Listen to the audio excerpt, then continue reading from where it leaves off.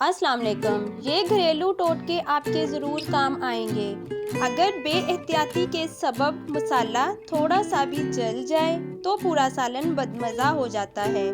ऐसी सूरत में बचा हुआ मसाला एक साफ देगची में मुंतकिल करें और फिर फी कप ग्रेवी के हिसाब से 1 चाय का चम्मच पीनट बटर शामिल करके दोबारा पकाएं। सालन का जायका जला हुआ महसूस नहीं होगा।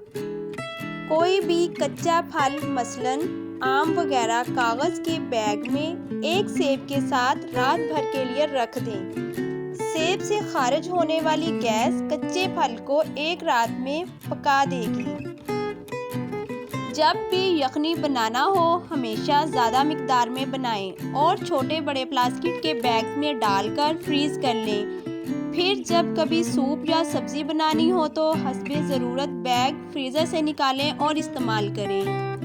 अगर ब्राउन शुगर की गुठलियाँ बन जाएं, तो जार में ताज़ा डबरोटी या सेब का टुकड़ा रख दें, गुठलियाँ नहीं बनेंगी। वैसे ब्राउन शुगर का जार अगर फ्रीज में रखा जाए तो भी इसमें गुठलियाँ नहीं बनती।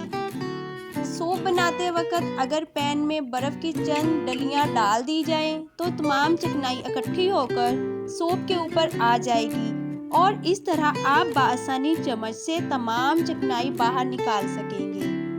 मटन या बीफ जल्दी गलाने के लिए इसे पकाने से कम से कम 2 घंटे पहले सिरके या लेमन जूस से मैरिनेट ज़रूर करें।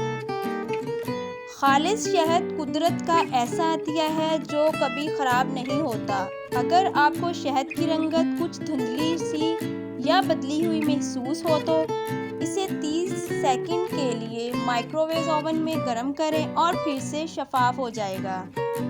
मेहनत से बनाए गए सूप में अगर नमक ज़्यादा हो जाए तो इसमें कच्चे आलू या सेब का टुकड़ा डालकर 10 मिनट तक हल्की आंच पर पकाएं। नमक का असर खासा कम हो जाएगा। बाद में वो टुकड़ा सूप से निकाल दें। इसके अलावा अगर 1 खाने का चम्मच चीनी भी सूप में डालकर पकाएं तो नमक की कड़वाहट दूर हो जाती है। सुरख मूली, गाजर नरम पड़ जाएं तो इन्हें शीशे के प्याले में कच्चे आलू के साथ रखें और प्याला बर्फ़ के ठंडे पानी से भर दें। देखते ही देखते सब्जियां तरोताज़ा और क्रंची हो जाएंगी। नाज़रीन, आप लोगों को आज की वीडियो पसंद आई तो प्लीज़ मेरे चैनल को सब्सक्राइब कर लें।